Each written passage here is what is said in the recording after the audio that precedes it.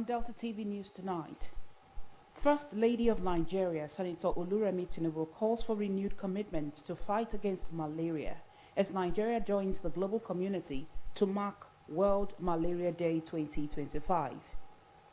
Nigerian youths reminded of their vital role in safeguarding the nation's security architecture.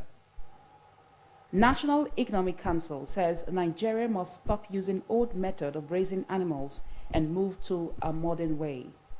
And abroad, Pope Francis' body lays in state for the last day in St. Peter's Basilica today at the Vatican.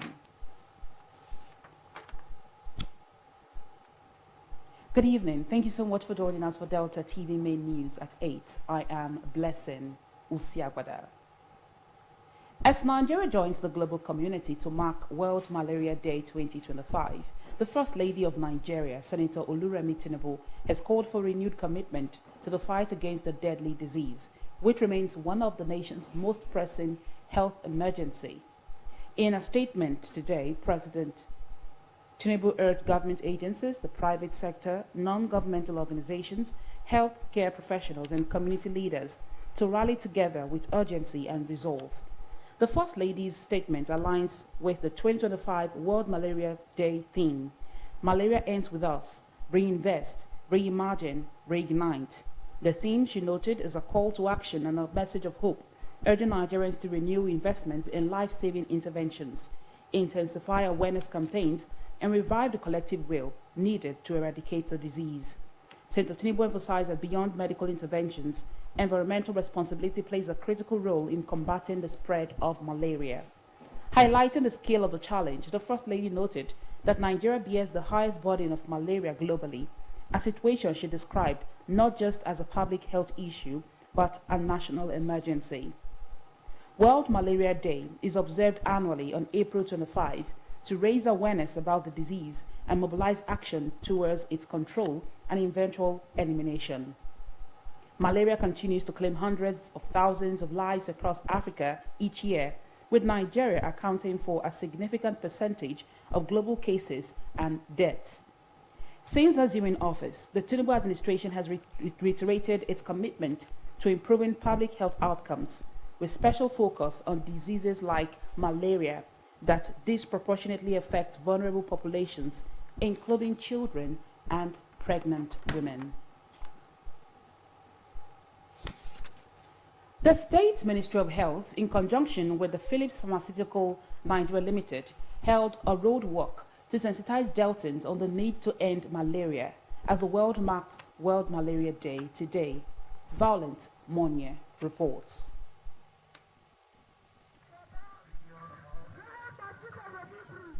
The road walk took participants from the Professor Chike Edozia Secretariat to the Interbar roundabout. The Delta State Program Manager for Malaria, Dr. Julie Anya, said the purpose of the road walk was to create awareness on the killer disease caused by mosquitoes. She urged residents to clean their environment by desisting their gutters and clearing stagnant water around them, which were a breeding ground for mosquitoes. We can also prevent malaria by cleaning our surroundings, making sure that all the empty cans around us are removed. Better still, remove all the water in drains. In the same vein, the functioning permanent secretary in the Ministry of Environment, Mr. Eno Netoju, enjoined residents to dispose their waste properly using the private sector participants, PSPs, while urging them to visit health centers whenever they had malaria symptoms for proper treatment. You know that malaria is a deadly disease that has been underestimated by most of us. And today's thing is making it aware, reminding us that we are into malaria season. So I'll admonish us to clear our drains. Others, in their contribution, said the World Malaria Day was a call for all to end malaria by testing, getting proper treatment for malaria, preventing diseases by cleaning the environment and using mosquito nets when necessary. So it's a call for us, and when we say zero malaria starts with me, we are saying everybody should take responsibility. If you have fever, don't just go and start taking medicine. Go to a lab, go to a clinic, let them test. Be sure it's malaria before you take the medicine, and make sure the medicine you are taking is the ACT. We are trying to create awareness that everybody should keep their environment clean. Stop stagnated water. They lauded the federal and state government for taking precautionary measures to control the spread of malaria, adding that the state government would soon commence the distribution of free mosquito nets for every household in the state. Violet Moye reporting. The Speaker of the State House of Assembly, the Right Honorable Emomo Timigowo, has reacted to the recent shift in the political landscape in Delta State. The Speaker stated that there was no cause for worry as the decision for mass defection from the People's Democratic Party, PDP, to the All Progressive Party, APC, in the state is driven by efficient commitment to Delta State's progress. Right Honorable Gowa, who spoke while addressing constituents at an enlarged gathering of political leaders in Warri Southwest at Owejo, headquarters of the Local Government Council, said every stakeholder in PDP saw the need for the movement, saying that the state governor, the Right Honorable Sheriff Oborewori, was the leader of the party in the state, consulted widely before the defection to APC. The Speaker disclosed that all the 22 PDP members of the state legislature had joined the governor in defecting from PDP to APC, as governance in Delta State has always been conducted in the spirit of one big family. Citing leadership crisis in the party at the federal level as a major concern before the mass migration, Right Honorable Gowa said the need for better alignment with the federal government was also a motivating factor. The Speaker said following the development, there would be policy alignment between the federal and the state government. Right Honorable Gowa expressed optimism that the state will leverage APC's national presence and resources for Delta State's growth. The Speaker emphasized that supporting policies that benefit the state and its people would foster greater partnerships that drive development and prosperity. He assured that the Delta State House of Assembly would remain dedicated to serving the state and working tirelessly for its advancement.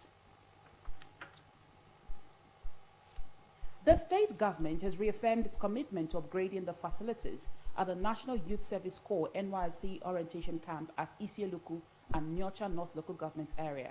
The state governor, the Right Honorable Sheriff Oborewori, made the reaffirmation at the swearing-in ceremony for the 2025 Batch A-1 NYSC members deployed to the state. The Delta State University, DELSU. The report.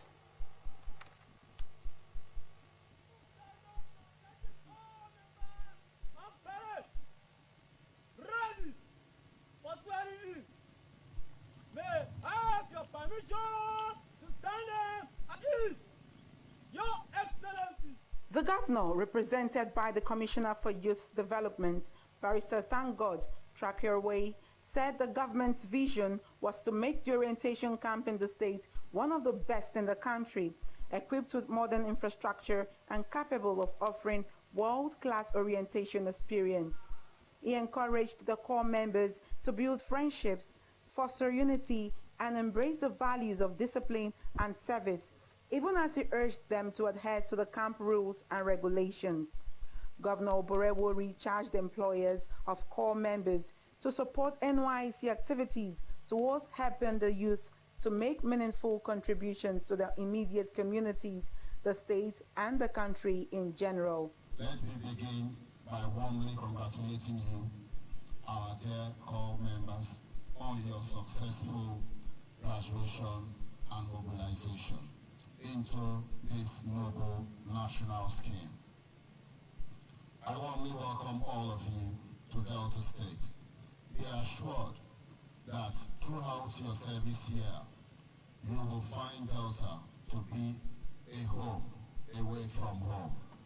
The coordinator of the NYSC in the state, Mr. John Van de Quagge, in his address, thanked the state government for his continued support to the NYSC in the state. He cited the recent intervention by the government in fixing some critical camp facilities, including electrical installation damaged by rainstorm shortly before the commencement orientation course, as well as the ongoing construction of internal roads. The NYSC coordinator expressed the hope that other needs of the camp, including a standard kitchen and store pavilion, re-roofing of the multi-purpose hall, and repair of the broken-down perimeter fence would soon be met. Your Excellency, your support for the activities of the National Youth Service Corps in Delta State is highly commendable. To our dear prospective corps members, this ceremony marks the beginning of a new chapter in your lives. A period or a chapter of patriotism, loyalty, selfless service, and call to national duty and unity. The ceremony featured march past by the corps members and demonstration of military drills, among other activities. A total of 1,802 corps members, comprising 829 males and 973 females, have registered for the orientation course.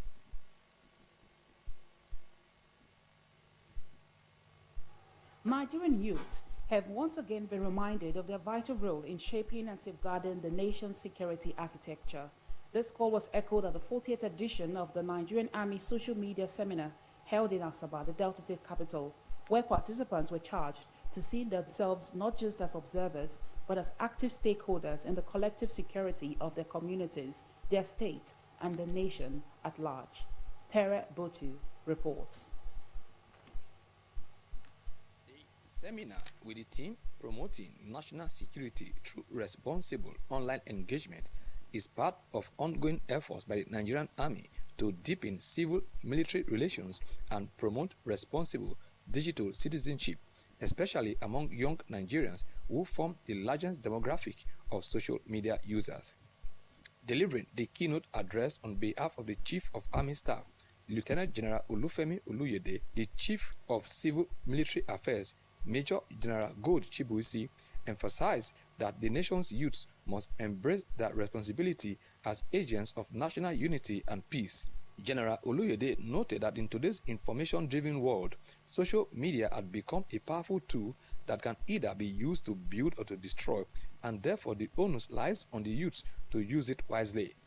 He stressed that the seminar was not only designed to educate, but to engage with them and to serve as a platform for robust interaction between the Nigerian Army and the public, particularly young people, on the importance of digital discipline, truthfulness in communication, and collective vigilance against misinformation, fake news, hate speech, and other online threats that could destabilize national peace and security. The Nigerian Army deeply appreciates the continuous support and invaluable contributions of the resilient youth of Delta State to national security. Today's event forms part of Nigerian Army's efforts towards leveraging a whole-of-society approach in accomplishing its constitutional mandate. Our aim is to garner the digital potentials of our vibrant youth towards achieving national security objectives. This is bearing in mind the powerful impact of their social media engagement in shaping the security landscape of our nation. Participants were taken through enlightening sessions, including lectures on how to build a positive and impactful online presence that supports national development and how to identify and report digital content that may pose security threats. There was also an interactive forum where pressing concerns were addressed and innovative ideas shared on how to strengthen collaboration between the youths and security agencies. In addition to discussions on national security, attendees were also given an overview of the Nigerian Army's civil military activities, shedding light on the Army's commitment to transparency, public engagement, and professional conduct. The way the companies, the social media companies, X, Facebook, whatever they are called, we are treated as the third world countries. So the algorithm allows everything we post to go out. Meanwhile, in their countries, those things don't go out that way. In China, There are some keywords that we never show if you post it. It will never show. You only see it, you will get visits. In the US, the same. No matter how you do it, you talk about free speech. It's not really free speech. They determine what goes out. When people think about fake news, do they think about you? What is your reputation online? Are you an expert in coming to give fake news? Is your reputation as don't mind that guy? Now fake things in the always come. In the always post fake pictures. What is your reputation online? The seminar organized by the Department of Civil Military Affairs of the Nigerian Army is one of the many initiatives aimed at fostering mutual trust and cooperation between the military and the Nigerian populace. As the country continues to navigate the complexities of modern security challenges, the Nigerian Army is calling on young Nigerians to rise to the occasion, to become digital ambassadors of peace, and to use their voices and platforms to promote unity, counter fake and false narratives, and stand firm in the defense of Nigerian sovereignty and stability. The message is clear. National security is a shared responsibility. Nigerian youths are not just the leaders of tomorrow, they are the protectors of today. I am Pere Botu reporting. In a related development, the Nigerian Army has reiterated the need for stronger community collaboration in tackling insecurity across the country. This call was made during the Nigerian Army Key Stakeholders Engagement Forum held in Asaba. Pere Botu has details.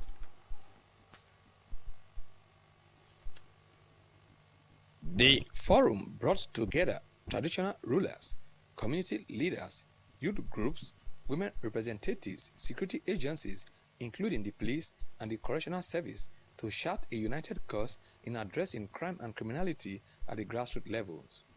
Speaking on behalf of the Chief of Army Staff, Lieutenant General Olufemi Oluyede, the Chief of Civil Military Affairs, Major General Gold Shubuisi, emphasized the urgent need for synergy between the military and local communities to ensure the safety of lives and property. He said security was everyone's responsibility, adding that the Army cannot work in isolation, hence the need for cooperation of community stakeholders to identify threats early and act decisively.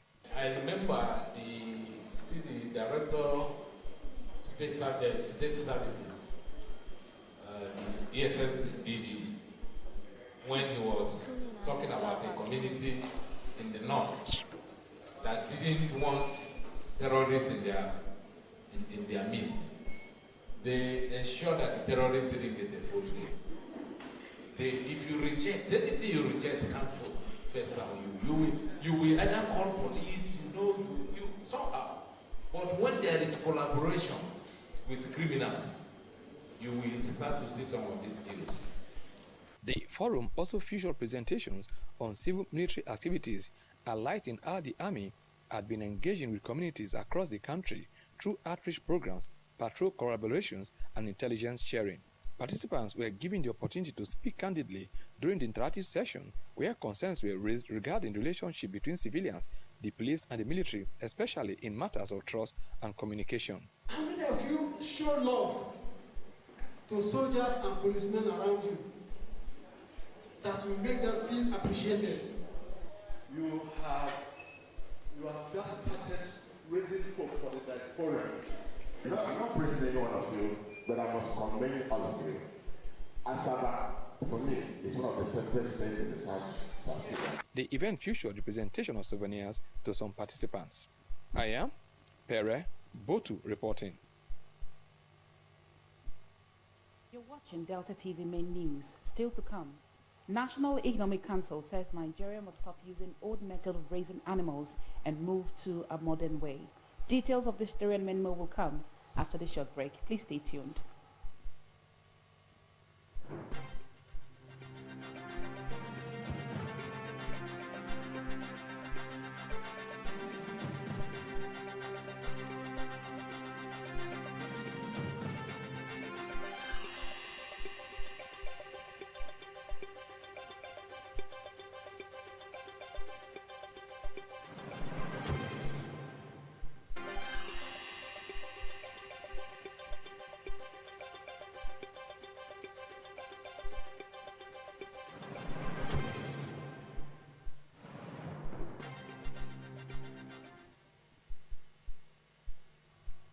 Welcome back to Delta TV Main News, and thank you so much for staying tuned. The National Economic Council has said Nigeria must stop using the old method of raising animals and move to a modern way. This call came as the council led by the Vice President Kashim Shettima met at the presidential villa in Abuja. The meeting followed the recent killings across states like Plateau, Benue, and Kwara.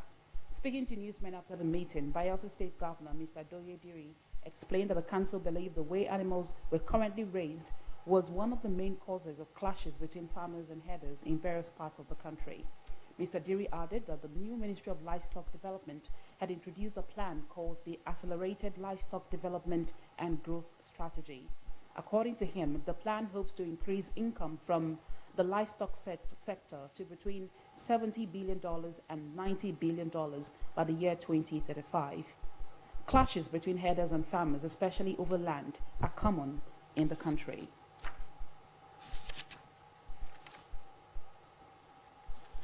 And now to news around the world. The United States President, Mr. Donald Trump, has signed a controversial executive order aimed at stepping up deep-sea mining within U.S. and in international waters.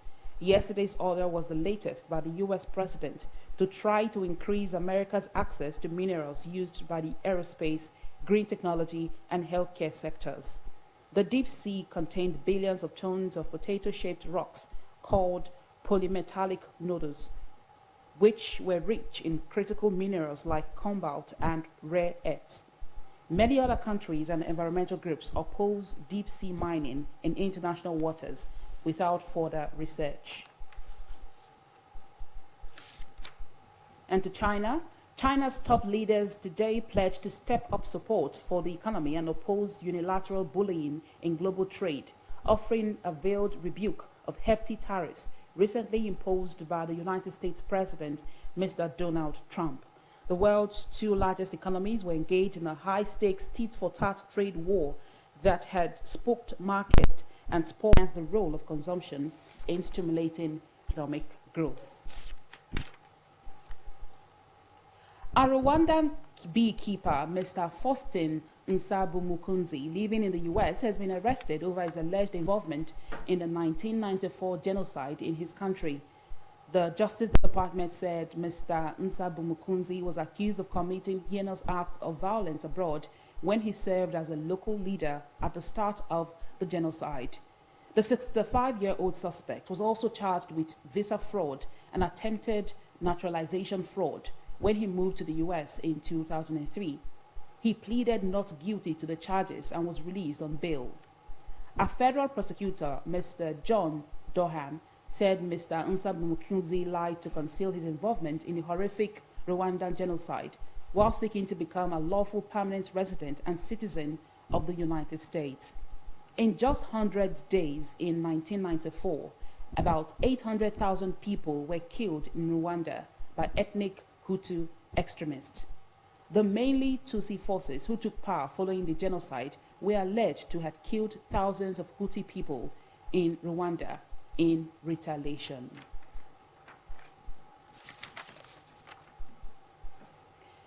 And back home, community members have been charged to protect public facilities and projects in their areas in order to attract more development. The Deputy National President of Neo Black Movement of Africa Worldwide, NBM, Chief Eribo Mwata, gave the charge during the commissioning of solar-powered boreholes at Uboko Quarters, Abauno, and Nyocha South Local Government Area. Henry Omogwa reports.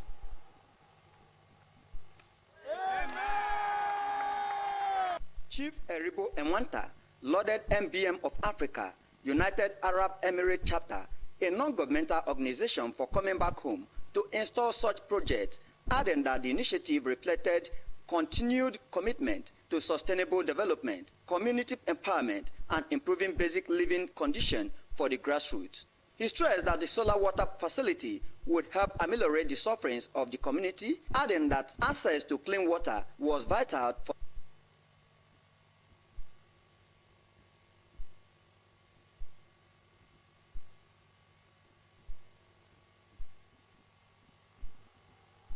The Delta State Primary Healthcare Development Agency, in collaboration with the National Primary Healthcare Development Agency and development partners protecting children under 5 years of age, from poliomyelitis and other vaccine-preventable diseases.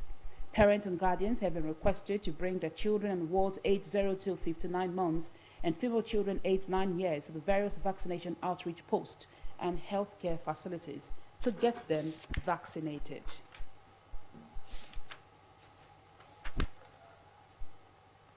A requiem mass to honor the life and legacy of late Professor Amos Agbe Utuama, SAN, a former deputy governor of the state, held today at the Emmanuel the Saviour Catholic Church, Asaba. Dignitaries at the occasion paid tribute to the deceased elder statesman, recounting his unwavering commitment to justice and good governance in the state. Pere Botu reports.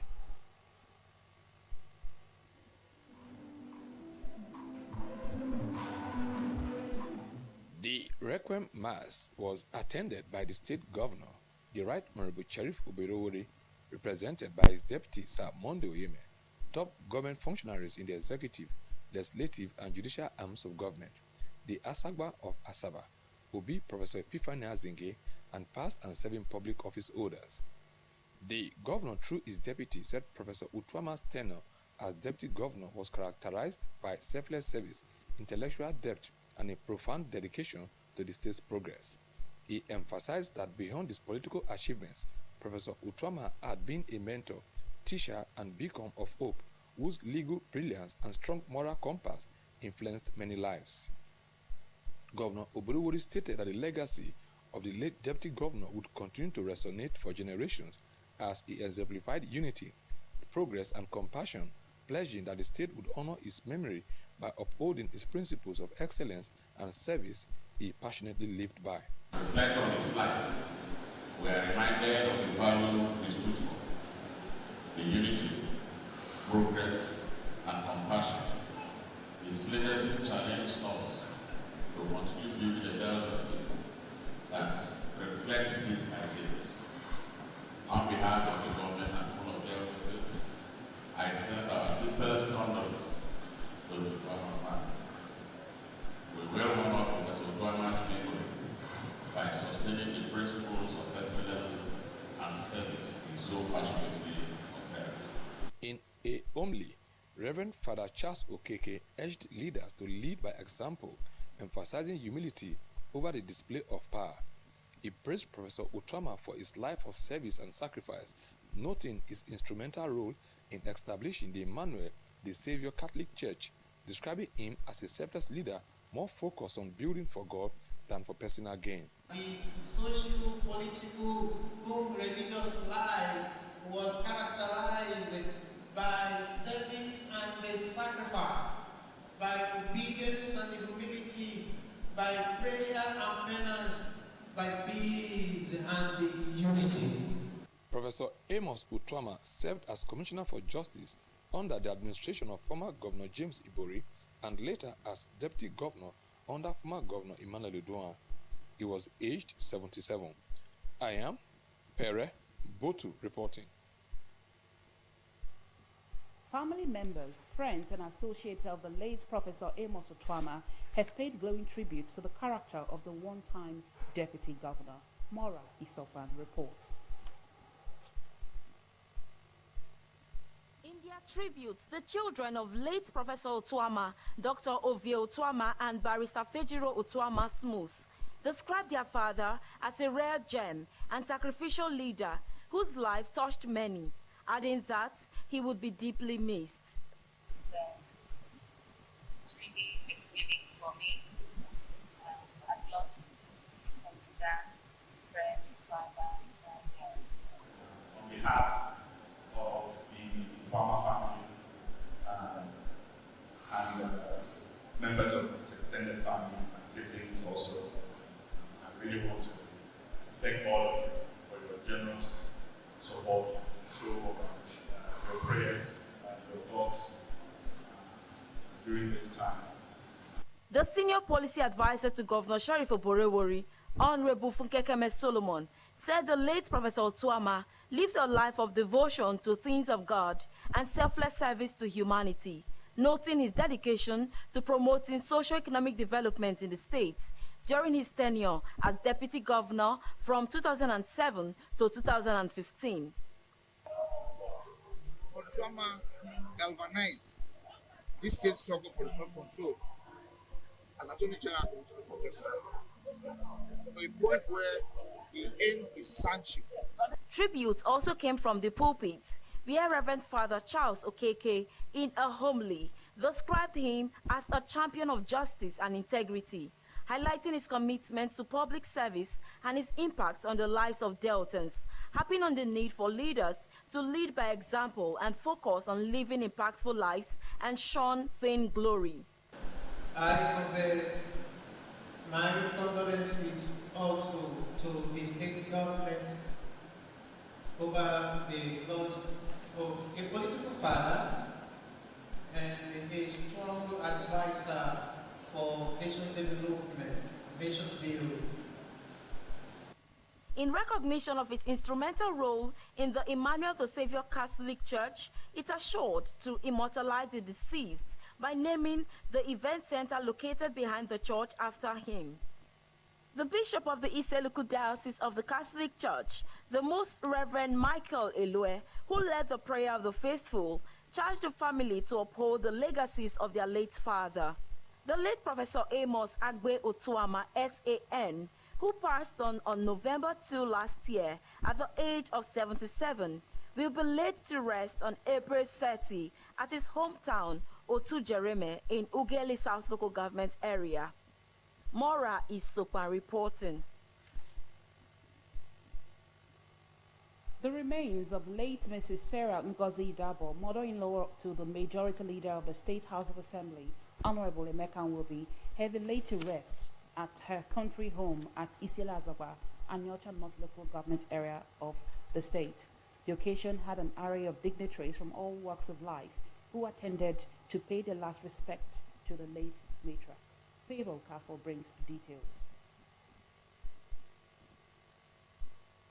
Attendance at the ceremony were the state deputy governor Samonde Uyeme and his wife Lady Catherine, the immediate past governor Senator Ifeanyi Okowa and his wife Dame Edith, members of the state legislature led by the speaker the Right Honorable Emomotimi Guo, commissioners and wives of legislators including the general manager of the Delta Broadcasting Service DBS Asaba, Mrs. Christine Jubome Emetulu.